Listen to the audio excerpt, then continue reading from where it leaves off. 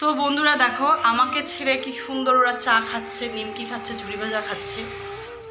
এটা কি মানা যায়? এরকম অভদ্র মহিলা কোথাও দেখেছো? আমরা দেব কোন? আমরা দেখতেই পাই না, মহিলাকে আমরা দেখতেই পাই না। একজন্য দেখো কেমন খাচ্ছে, তাই না? ওই আয়োজনটা দেখো, নমুল দিয়ে ওদের সরকারি না কোনো সরকার নেই, চামচ দিয়ে ওটি আলা চামচ ক্রিম দিয়ে ক্রিমে না পুরান নাই ওই সরকে ক্রিম পুরা গেল রে নে ক্রিমে না কাম নাই। তো যাই হোক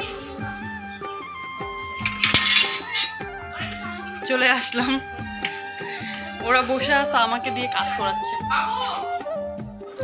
হ্যালো বন্ধুরা, welcome back to my channel Manisha's blog. Alipurduar জেলার ছোট্ট একটা গ্রাম থেকে আমি মনীষা তোমাদের সবাইকে অনেক স্বাগত ভালোবাসা জানিয়ে আজকের ভিডিওটি শুরু করছি। বিশেষ ইন্টারেস্টিং কোনো ব্যাপার নয়, শুধু রোজকার কাজের মতোই আর কি, যেগুলো কাজ করে থাকি সেগুলোই তোমার সাথে শেয়ার করব। ভাবছি আজকে অনেকটাই আর কি একটু একটু করে শেয়ার করার চেষ্টা করব। আমি দেখাতে চাই তোমাদেরকে, যারা তোমরা বলো, মানে আমার ভিউয়ার্স নয়, আমার বাড়ির আশেপাশে যারা বলে আর কি, কী কাজ করি বাড়িতে, সারাদিন বসে থাকি, বসে রান্না করি আর কিছুই করি না। তো তাদের উদ্দেশ্যে আমি দেখাতে চাই যে ছোট ছোট কাজগুলোও কিন্তু সময় ধরে করতে হয়, ঠিক আছে? সেই কাজগুলো করার জন্য কিন্তু সময় লাগে, তাই না বলো?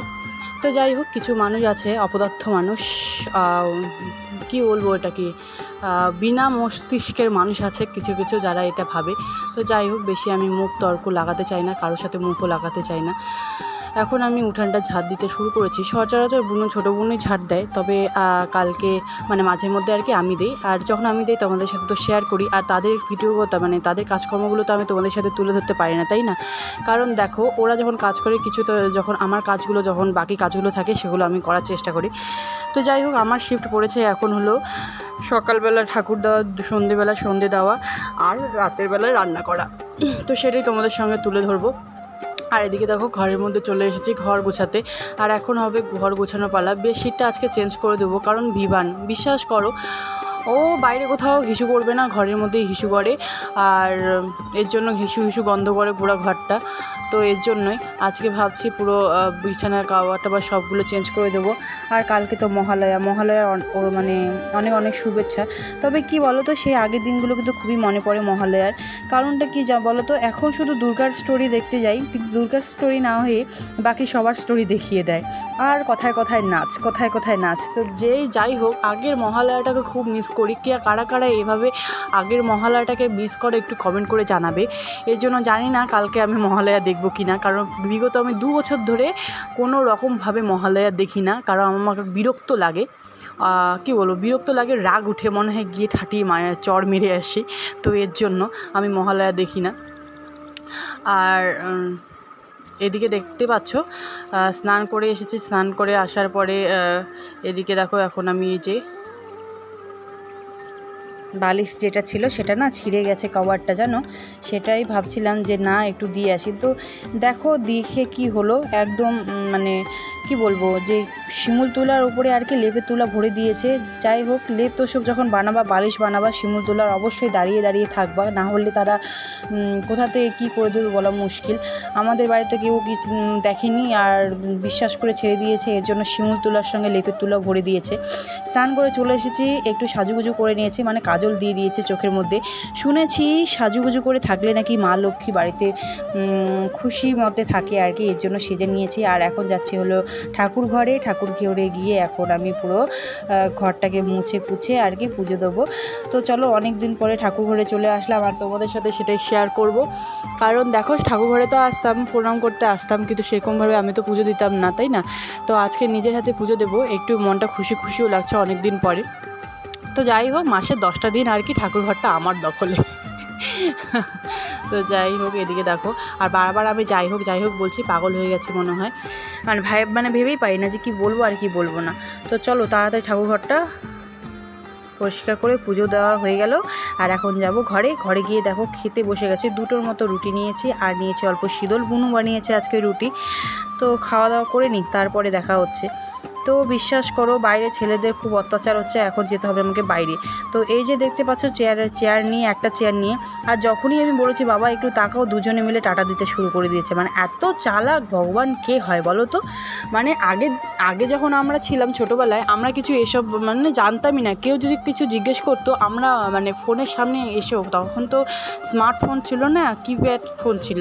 স্মার্টফোন ছিল যেহেতু যত থাকুক না কেন, তো আমাদের বাড়িতে স্মার্টফোন ছিল না, কিপ্যাড ছিল।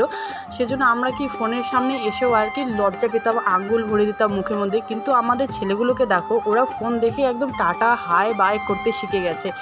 এদিকে দেখো আমাদের পাশে ধান খেতে কিন্তু শিশির চলে এসেছে, আর দেখতেও সুন্দর লাগছে। কদিন পরে দেখবে একদম হলুদ হলুদ হয়ে গেছে গোটা গ্রাম জুড়ে। এদিকে দেখো রাতের বেলার আয়োজন শুরু হয়ে গেছে। আর এদিকে আজকে আমি ভাজবো কি বলো তো, তমসা। এটার নাম কিন্তু তমসা। এটা কে কে খাও অবশ্যই কথা মানে কমেন্ট করে জানাবে। আমাদের বাড়িতে মানে আমি শ্বশুরবাড়িতে এসে আর কি এটা খাওয়া শিখেছি। অবশ্যই অনেক ভালো লাগে ভাজলে, রসুন পেঁয়াজ লঙ্কা দিয়ে একদম ভাজলে, চুনচুনা করে ভাজলে অনেকটাই ভালো লাগে। বন্ধুরা চলে এসেছি রান্নাঘরে, এখন বাজে প্রায় 7টার মতো। এদিকে আমার ছেলে আমার পেছন চলে এসছে।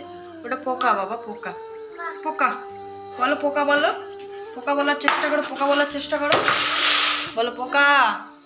হ্যাঁ ওটা পোকা, কালো পোকা। ঠামির কাছে যাও।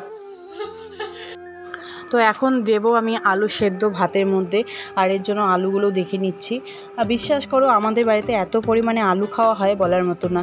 তোমরা কাদের কাদের বাড়িতে বিশেষ করে বেশি বেশি করে আলু খাওয়া হয় একটু কমেন্ট করে জানিও তো।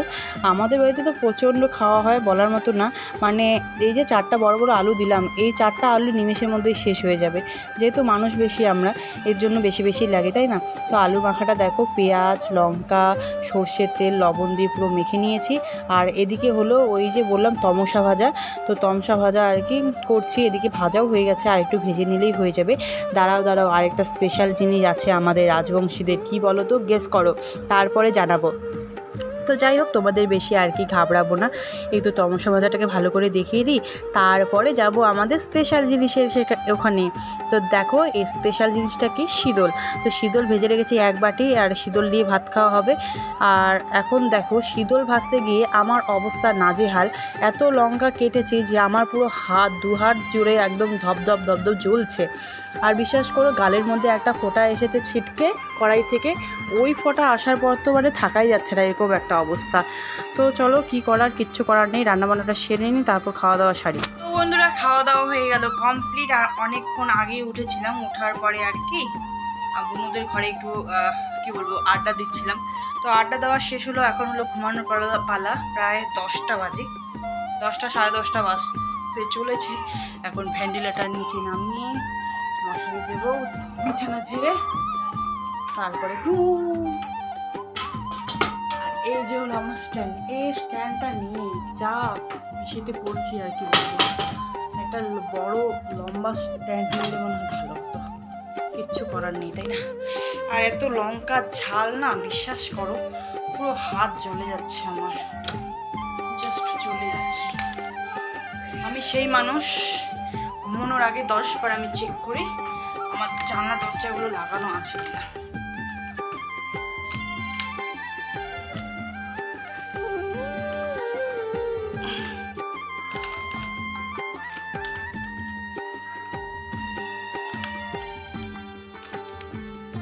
যেহেতু ছেলেকে নিয়ে থাকি, সেফটি রাখা ভালো।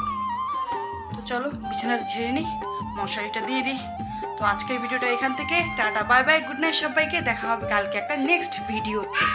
বাই সবাইকে।